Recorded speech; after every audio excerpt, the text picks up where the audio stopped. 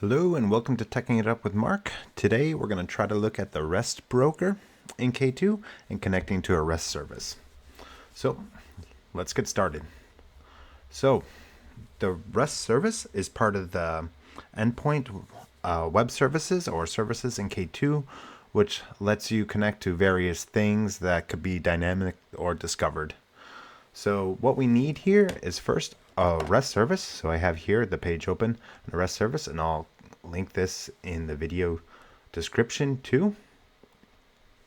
And what we need here in the service keys is first descriptor location.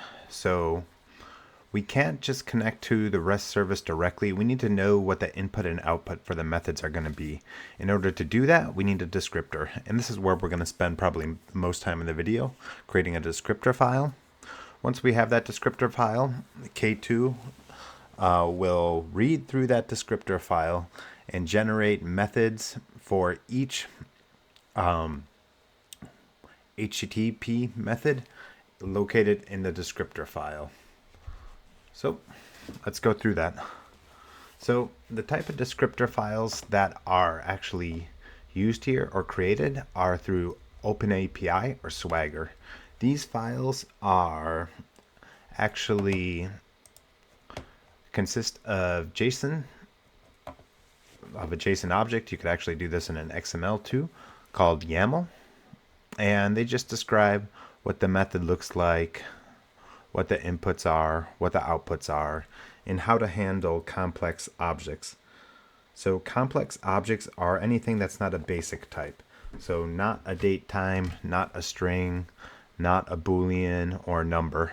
Anything where there's multiple properties, like in the case we'll go through with the translation, we have the translation, which will be what the translated word is and what the language to is. So there's two properties in the translation. So that would be a complex object. All right. For this example, we're going to go connect or use one of the REST services provided by Azure.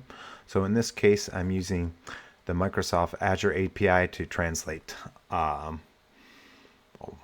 phrase or text. We could actually probably do the document translation too. Might be a little bit more interesting, but I know this one's free and relatively simple, so we're going to use that.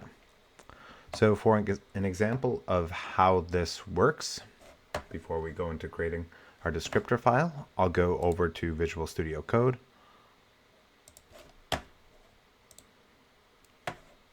And here we have our request, what this will look like. So we'll have the URL where to post to, so api.cognitiveservice.microsofttranslator.com. Translate is that route we're going to take. We have two query string parameters here, API version 3.0 and whatever language we want to. So let's do this to Spanish. We have our subscription key. So this is what you will actually get here in the browser when you have this. I will switch my keys before actually publishing this video or regenerate them. And that goes into the header. We have the regent, which will also go into the header.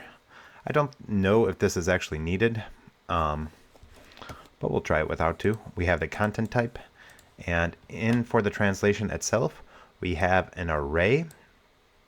So this is a JSON object. The square brackets denote an array, and I just have one object in here. So the squiggly brackets mean an object with one property. The property's name is text with a value of, here's an example. So I'm going to run this through my REST client tool that I have installed in Visual Studio Code. I get back a 200, so meaning successful. And I also get back JSON, which I'm expecting, a few other headers that are standard. It returns to me an array.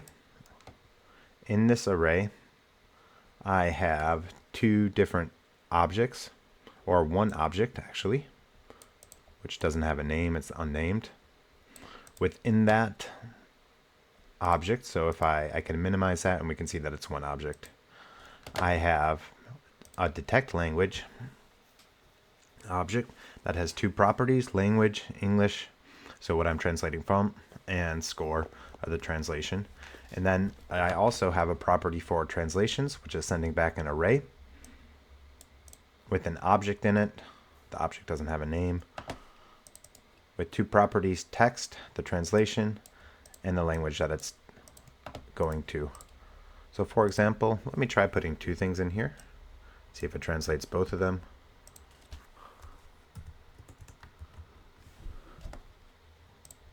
Is another example. Another example. Okay, now this time I got two things back with two examples.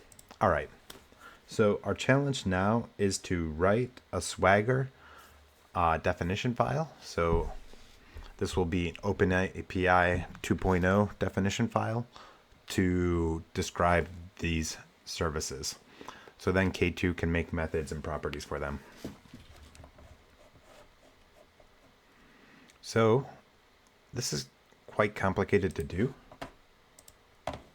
What I'm going to do for this is I could either go to the specification, and it's easiest to use an example if you have one already. You can use the example from this to start with. And we can see everything that we need for the data types, things like that, for the schema, Swagger objects. Here's a little bit better of a definition showing some properties, how this works. But I find this easiest to work from an example already. So we can use this example they have here, the pet store, but I will go to Copilot and try to do this, have it generate this for me, since I don't want to do all this work, and working with JSON files directly can be quite tricky. So can you generate me a Swagger definition file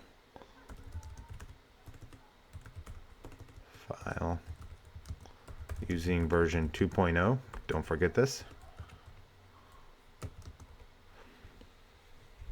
With the following request.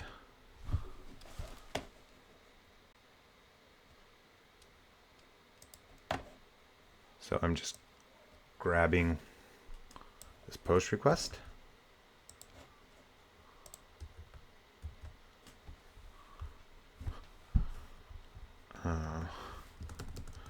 Which produces the following response. And now I'll take the response, put it in there,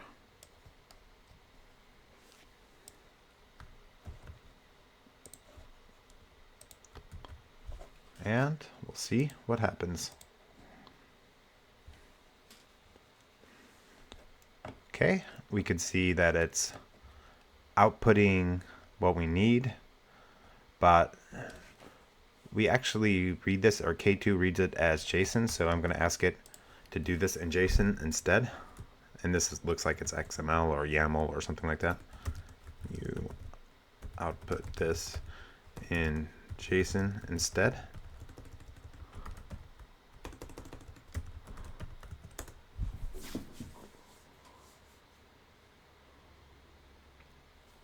All right. Excellent, we hope.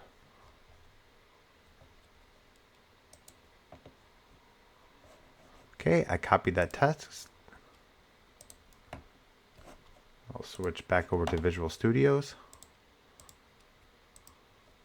I'll add a new file.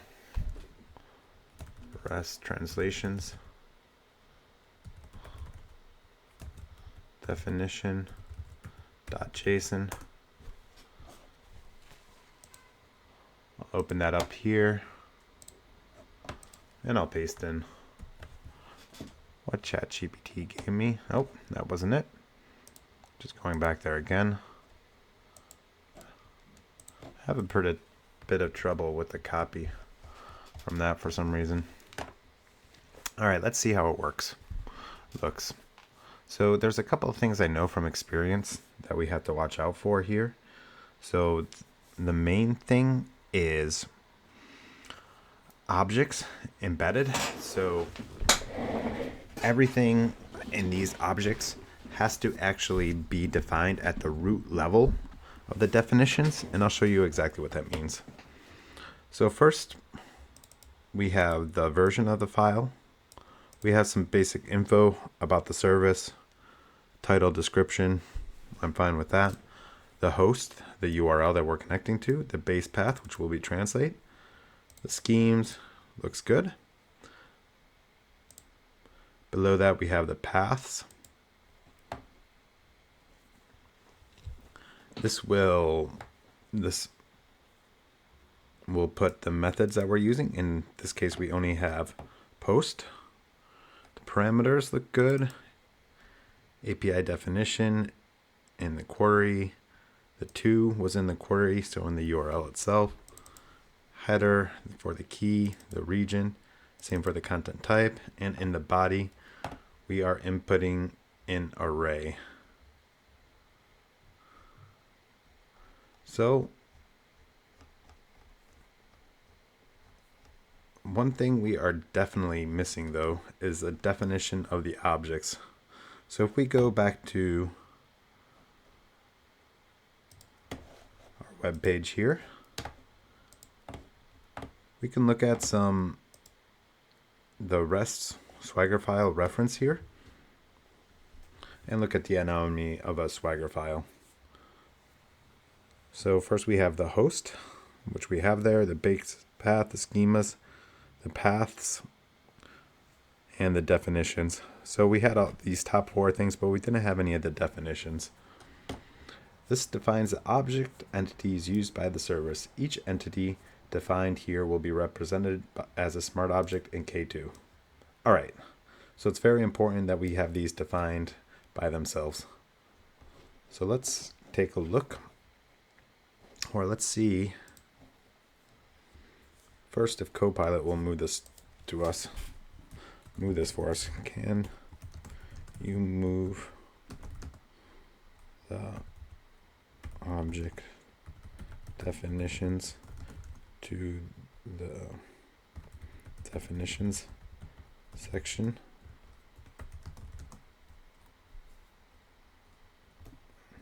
Good enough.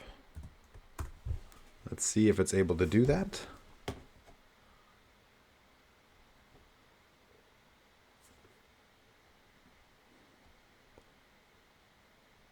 Looks better. Is it enough though? I'm not sure. Let's copy and take a look at this again in Visual Studio.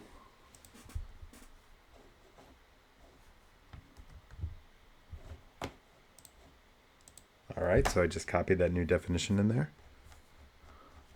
See paths, good. We have all the parameters. We're only interested in the body though, since that's a more complicated one. Awesome. So now it at least has everything to a reference here. So we have the translation request and the translation response with some headers here. I really don't know if we need those headers. We can probably delete them. But let's first look at the translation request object that we have here. Array, object, property, text, string.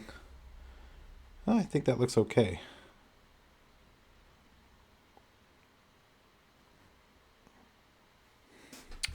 We may need, though, to define these on their own level. So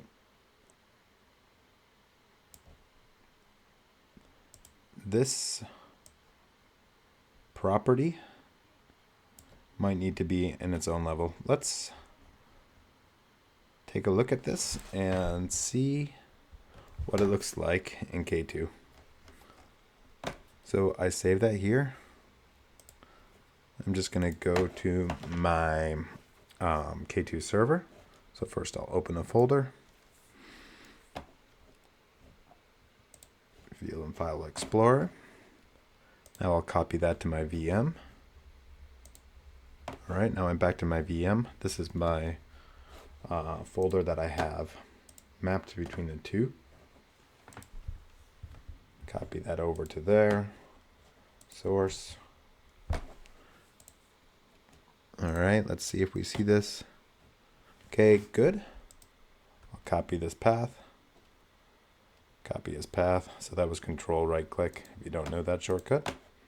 And then I'm going to go to service types.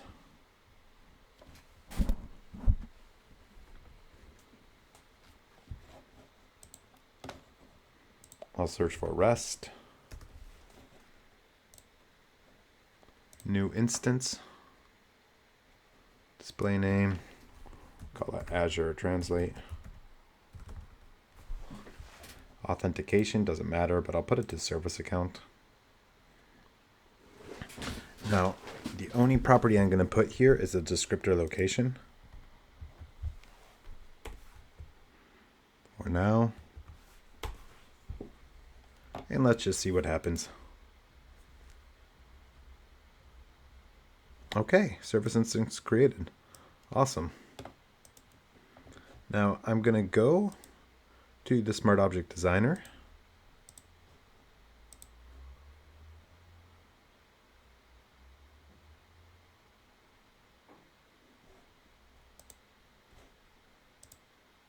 And just create a new folder for this.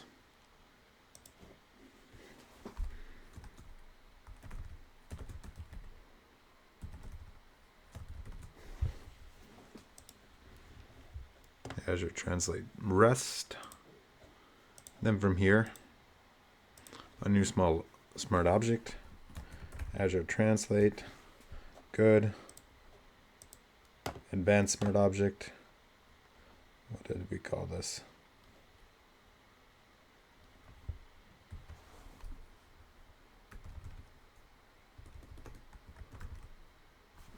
Azure Translate. Okay. Good. So we have here our service instance. It didn't generate any objects, so that's not good. It did at least do our post request. So let's take a look what's in our post request. No return. That's not good. Let's try the read item.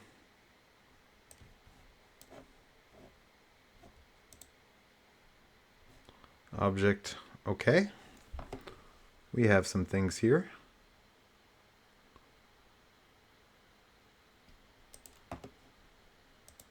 Let's create all. And see what happens. Now, normally we would have to go to management in here and search for Azure or the smart object here and execute it. We could also do this through the categories. Let's see. Body, translate request. Not sure exactly how that will go in. We'll just try putting in exactly what we put into the call before. So that would be I'm only going to keep this at one node, but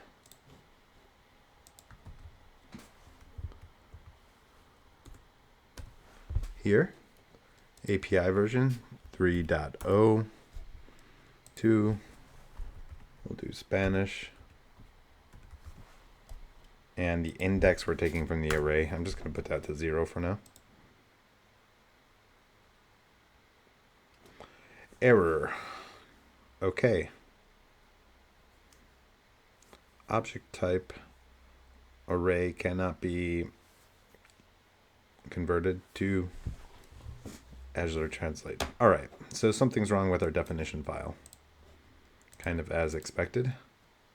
So let's first go back to what we see here And we only have four methods here to choose from. And if we look at this method,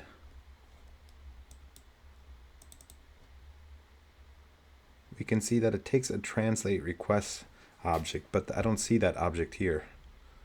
So let's go back to our definition and see if we can figure out what's going on.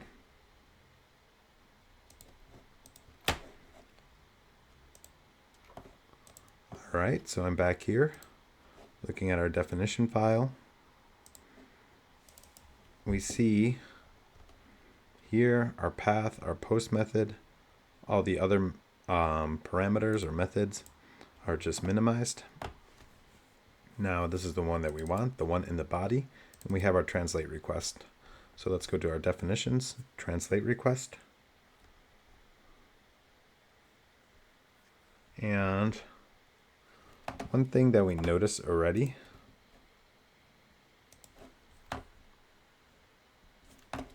is here we have this defined as an object, but we're actually expecting an array. So what we can do here, actually, let me see, do I have that right? Yes.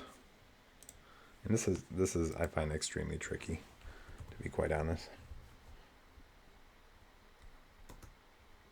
So put in the type here of array that we're expecting as input for the items itself. Then we'll put our reference here. I'm just going to do that on one line too. Hopefully make it less tricky for me. Great. All right. So I think that properly identifies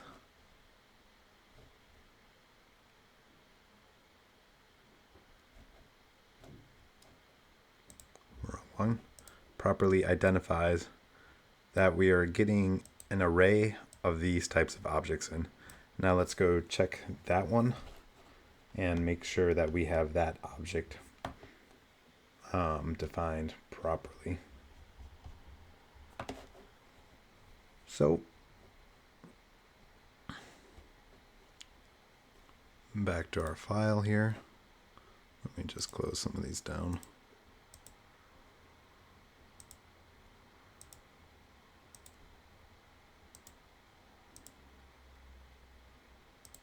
All right, back to our file here, to our translate request.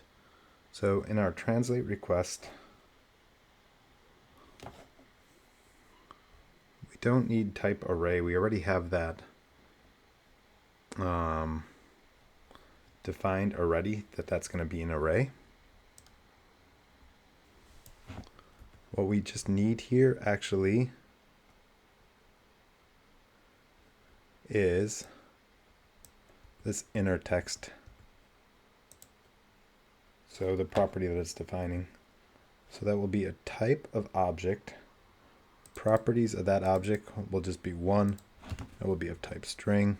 Let me just put this on one line too.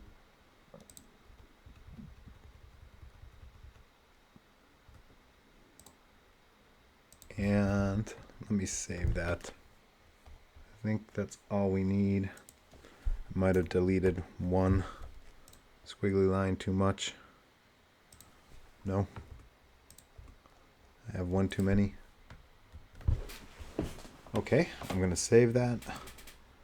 Copy that over to my VM. So from one folder to another one that I have. Map between the two. Now switch back over to my VM. Management, just refresh the service instance. I think I refreshed the smart object. Back to the service instance. There's my Azure Translate. Refresh service instance. Uh-oh. Reference was not found in Translate response. Okay, let's take a look.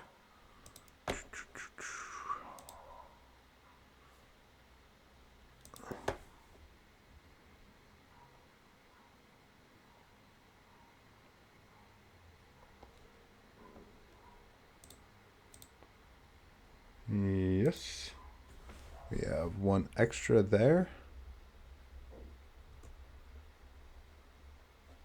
I don't know about this one. Let's finish his definitions. And we are missing one. All right. Just move that over again. Oh, I didn't put that in. I was just missing a squiggly bracket to end it, so I just put that in. Go back to my VM now. Copy this over again.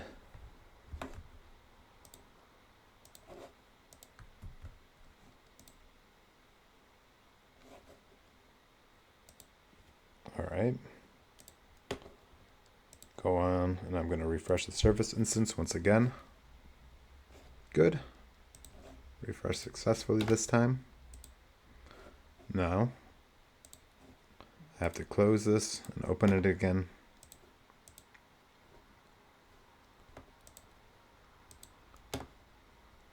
Go to Azure Translate. Look, my method's removed. Object types.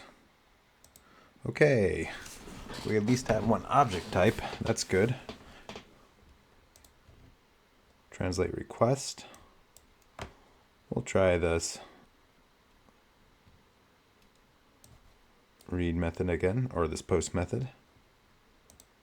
What do we have? Body of translate request. Good. We got something. So we have both the methods to execute this and the methods to serialize this in one object. So this was kind of confusing to me at first. But let's put this in. So API version. I'm going to actually hard code this, so we don't have to type it in every time. 2. Create a property for that. And same with the body translate request. Oh, we don't have any return properties here. Let's actually get one with a return property.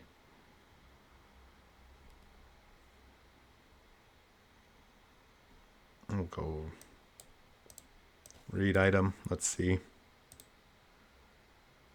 Object.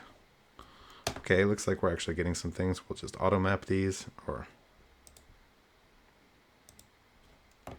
create. And we'll finish this. So normally we would have to run this in management. I built an extension. Oh, it's not found right now. And let me just load that up there real quick.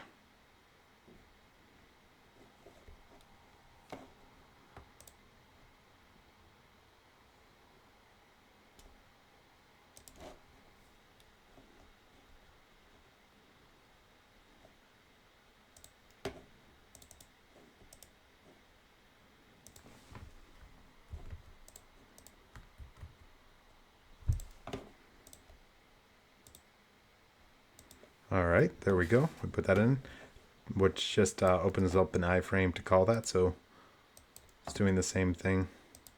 Body translate request. We don't have that object yet, so we can't use that. We need another method here to serialize that, because we could have multiple in and we can't put that into one line. So let's just add that quickly before we do that. So what method I'll use here is serialize item to array. We'll add that method. Let's create all, serialized array, finish, and we'll execute this. So first we'll serialize the item to array. We should have named this better. Hello world.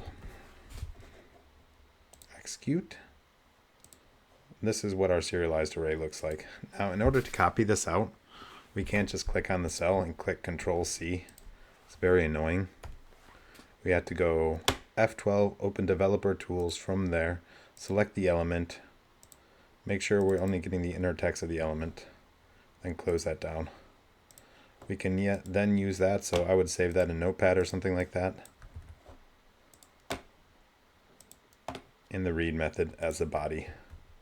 API version 3.0, 2, we'll do Spanish. Index, since this is going into array, we'll go at item 0, so the item that should be returned. And what do we get? We got a 404. So it looks like it's actually trying to call the service, so we made some progress, but we don't know why we got that 404, so not found, right? Let's see if we can find anything in the logs about this.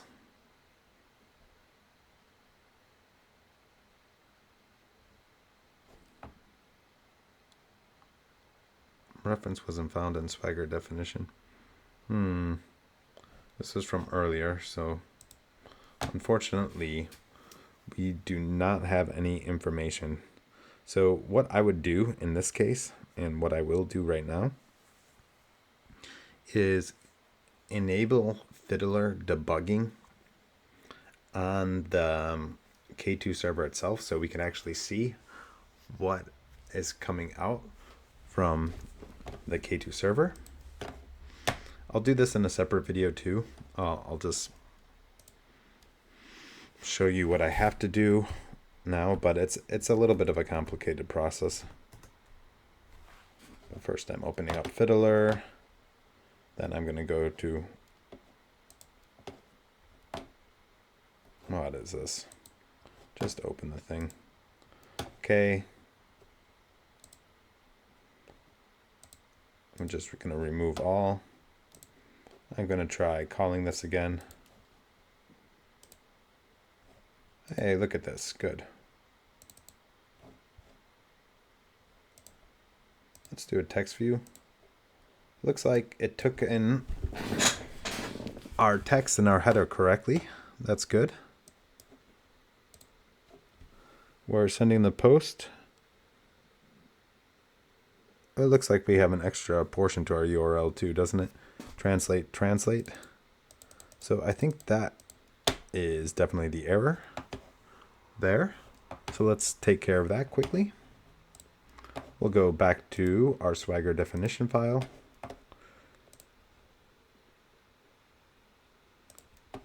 And translate. And I think this makes sense why we got the error, because we have both the base path as translate here and we have a path as translate there. So we have to take off one of these. I guess I would take it off here. Don't think it will matter. I'll save that again. Copy it over. So that's what I'm doing off screen, just copying this JSON file back onto my VM. I should probably just edit at my VM, but it can be quite slow. Now we'll flip back to my VM.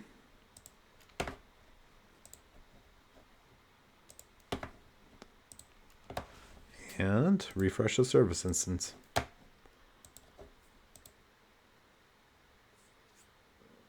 Service instance refreshed. I wish I kept that method open. Now we'll execute this method. Uh-oh, we got an error. Let's see what's going on.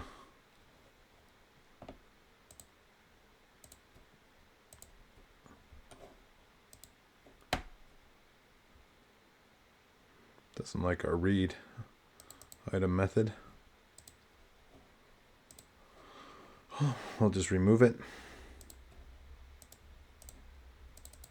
I'm just going to rename this one too to translation requests. You'll see why later on. Serialize item to array. Okay. And now we need to read item. Or read the serialized item. Go next. Create all. Or auto map. No, create all. Okay, next. Finish. Let's see if it gives us any trouble about the smart object. No. All right, we'll execute that again. The body we could use from what we had before, just so we don't have to do that. Let's see.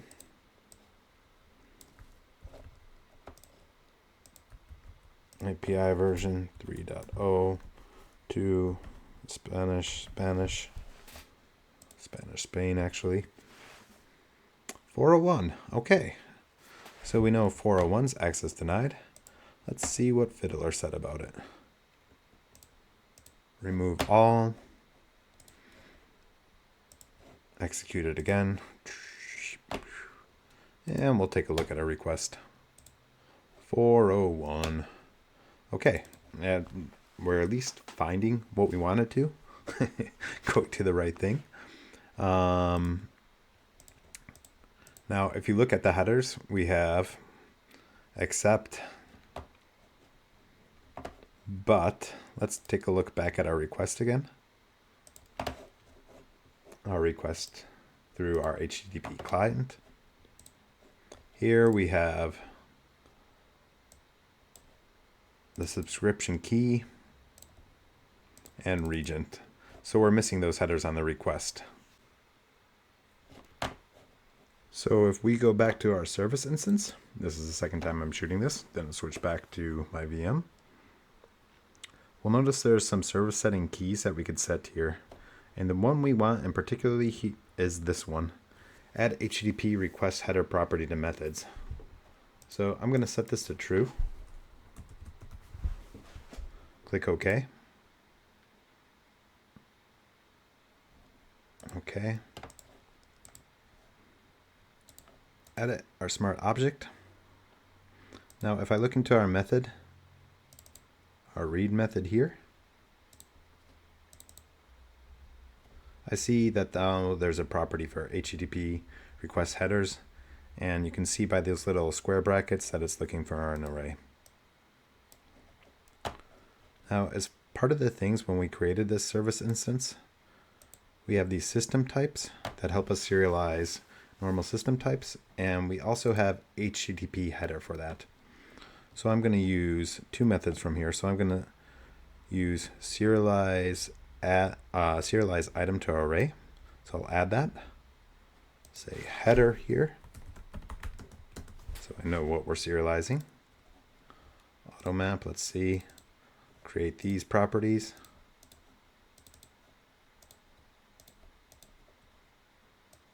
Finish. And serialize add item to array. So I can add the second one too. Once again, I'll put header in here. I'll spell it right though. Next. Auto map. Looks good. Click finish. Finish. And let's produce that. So, using my little tool here again, header, we'll start with serialize item to array. I will grab the value that I need here. So the parameter, the name, the header name, and my subscription key. Execute. We would have to go and copy this. I got my little cheat here. I'm going to use that. Copy. Okay. Then serialize add item to array. Here's my array from before. And I'm going to get my regent key this time and add it.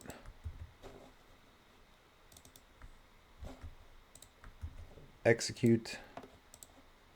Once again, using my little cheat method here. And I'll put this in here. And now we have our serialized array of headers. I will execute this method.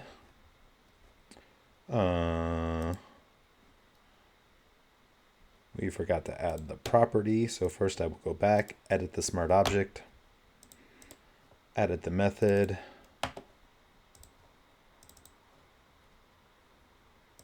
HTTP headers, create this property. You're probably thinking, why didn't I hard code that? I'll show you in just a moment. But first, let's test if this works. All right, headers there. Lost it somehow. Oh, good. Which is very slow on the copy and paste. I might have put that in there twice, so I'm just adding it again. To Spanish, API version 3.0, and the body itself. Here, copy it, paste. Let's see what comes back. Hey, a 200. Awesome. Look at that. Let's see what this response object thing is, though. And what we have here. Hola mundo. Yeah. That's Spanish. So something's working. However, this is not user-friendly. So if business users are supposed to use K2 to develop applications, which we don't normally see, there is no way they're going to want to serialize this and deserialize everything. So let's look if we can clean up this method and also look at the output to make sure we only get the field we need and not all the serialization things around it. So the first thing I'm going to do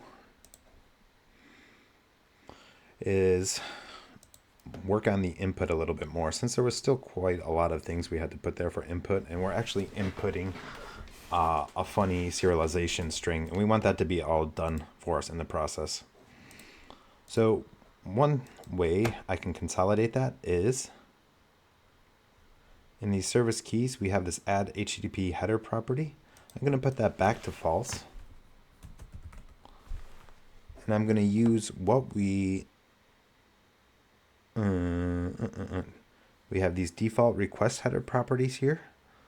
I'm going to actually add the serialized header array that we had before to that. So it will automatically be in every request. All right, I'll click OK. 1 to remove the parameters, 2 to add that. Let's go back to designer, edit this method.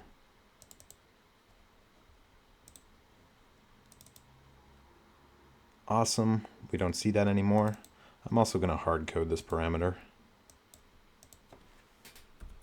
3.0 so I don't have to type it every time. Finish, finish. Let's give that a quick try. See if we still get response.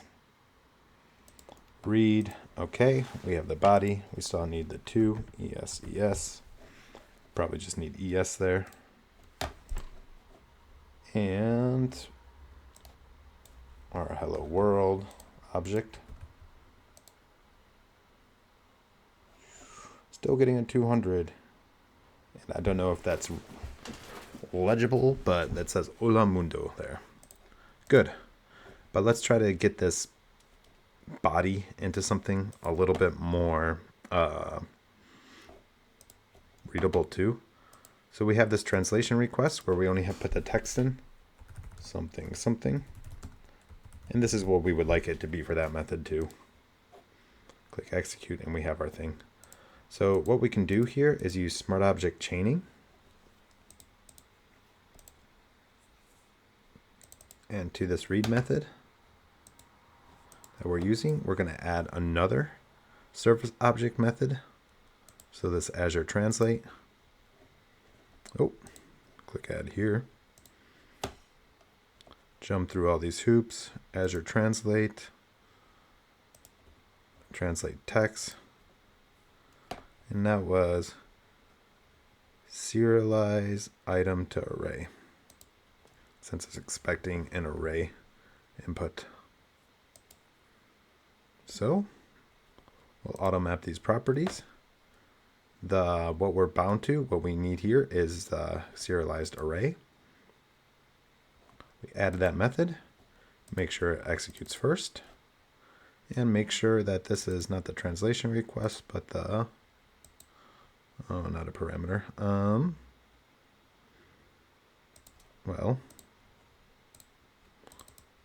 we could do it like this too.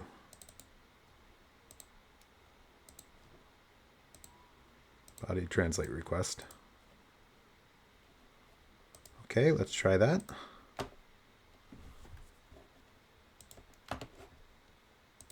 And execute it again.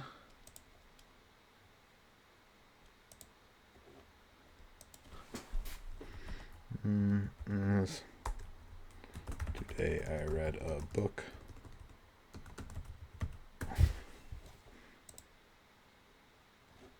Awesome, still coming back with a 200. If I copy this out, put it to Notepad, we can see that this text is translated. So good. There's only one thing we have to do, which could be a lot of work, and that's take the output, deserialize that into something useful. So I'm skipping back to my translations file here.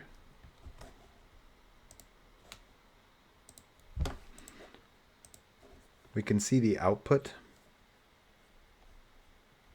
Response, translate response, translate response. I have to make sure that that looks the same. So this did take a lot of experimenting, just so you know. It is, and let's look at a response. So the first thing, it's sending back an array. So we have to specify that in the response itself. So the schema,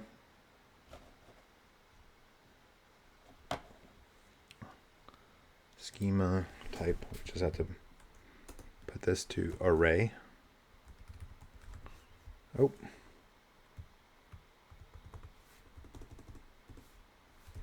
Type. Why put it at this level and not in the level below? I don't really know, but that's the way it is, so you just have to deal with it. Items, and we can keep the ref in there. Okay, so that's going to our translation response. All right, and in our translation response, that will be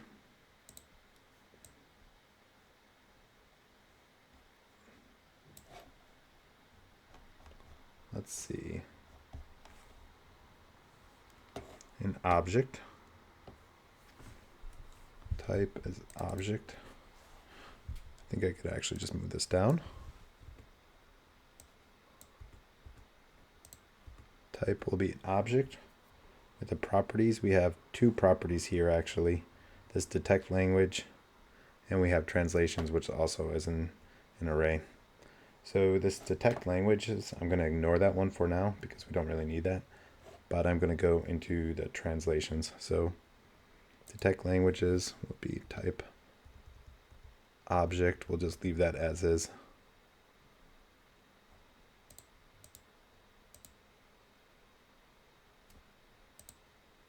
Don't need to do that.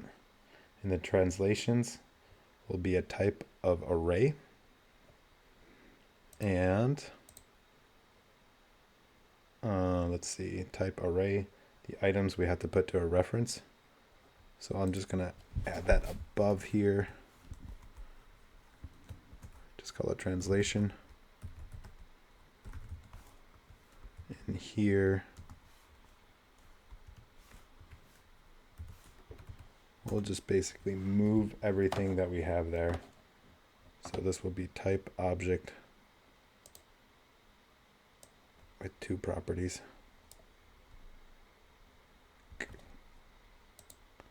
Let's see, type object.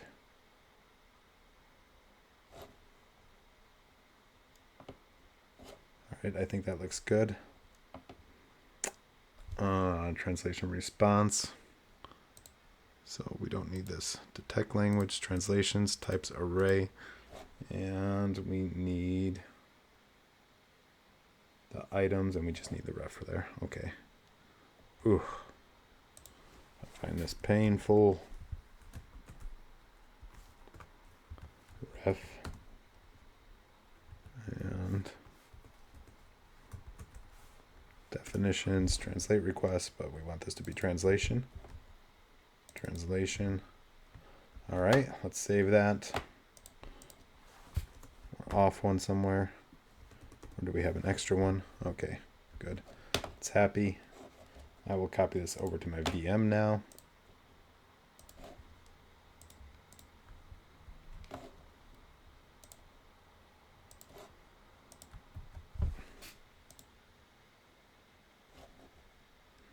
Okay. Copied over. Going to refresh the service instance. Oh. Translate response.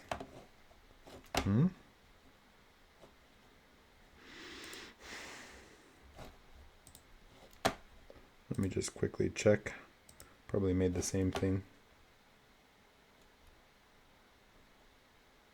The same error I did before. And I will make sure to show that this time. Okay, so in our definitions, we have translate object, translation. Oh, translate object, translation. We definitely need another one here to end our translation. Translation response.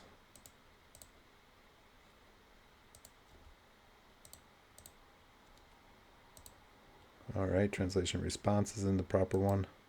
Definitions are there.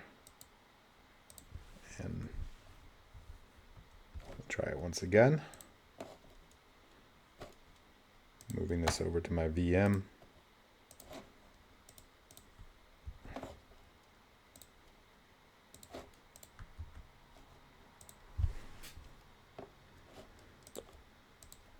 Refresh. Awesome, it worked. Let's see what it looks like in Designer. Hopefully I have a couple more objects here. Yeah. All right, so I have a translation response now. Now all the methods are hooked to that, and I have a translation request. So let's see what our method looks like. It's probably going to complain about something. Yes, it is. All right, translation request. This method we actually want to be part of the translation response.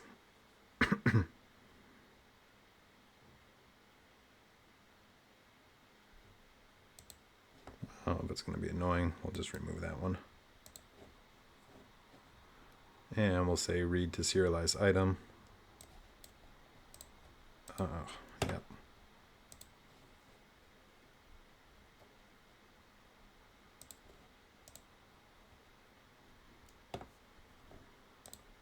Auto map. This will be to that parameter that we had before. API version.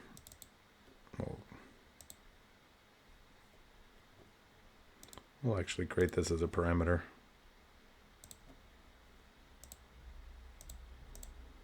And API version. Oh.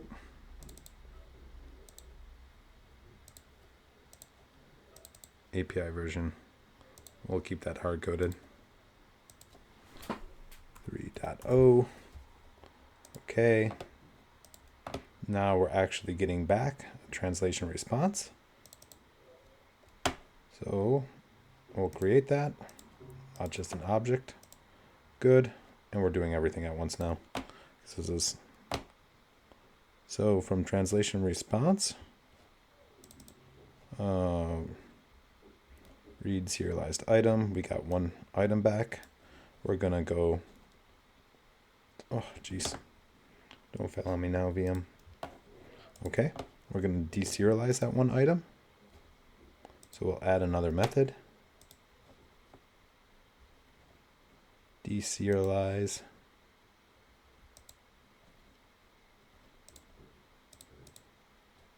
And that will be the translation response. Oh, what do we name that? Let's call it object for now. And detect language we don't really care about. Translations we do care about. We'll create a new property for that, translation. And then we'll have to deserialize the translation itself. So in translation, we'll deserialize to typed array. So this will give us different columns. This will be our translation object. Let's see where to go. Did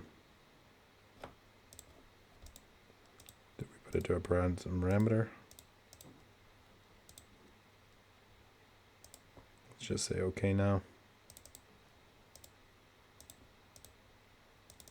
Make sure we're using the one that exists already, text.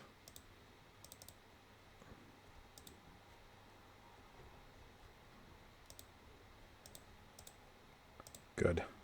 Now we just have to make sure that our mappings between everything makes sense. So we know from there and there to there it's okay. So from this request we get back this and we put it into translation response object, okay.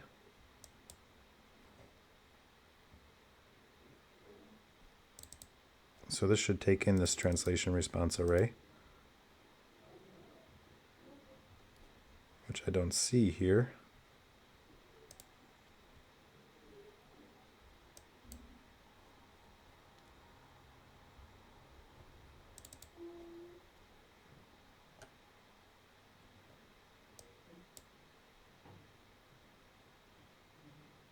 Let me just click finish and see if that helps.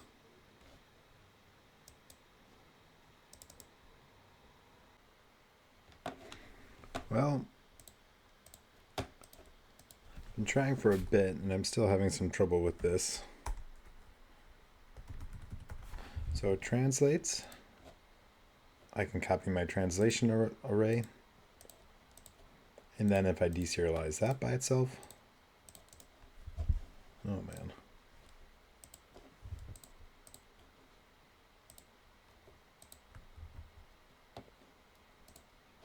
I get the values. I'm not sure why I can't join that with my method, but I've looked at it for 10-15 minutes now, and that's long enough. So I hope you enjoyed this. I will put the code that I have. Maybe you could diagnose the issue I was having. If you're interested in this plugin, please let me know. I can do a video on that and think of a way to give it away. I hope you enjoyed and have a nice day. Thank you.